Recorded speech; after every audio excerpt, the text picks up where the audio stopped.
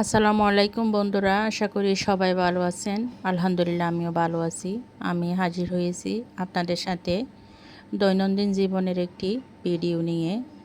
ভালো লাগে প্রতিনিয়ত আপনাদের সাথে ভিডিও শেয়ার করতে। তো ভিডিওটি দেখতে পারছেন, আমি বাচ্চাদের জন্য কাবাব তৈরি করছিলাম। মাছের কাবাব খেতে তারা খুবই পছন্দ করে। প্রথমে আমি ব্লেন্ড করে নিয়েছিলাম, তারপরে তেলে ভাজা শুরু করে দিলাম।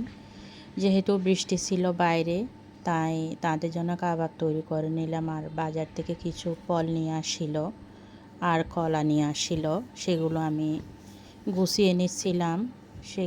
সেই পাকে আমার কাবাব ভাজাগুলো হয়ে গেছিল।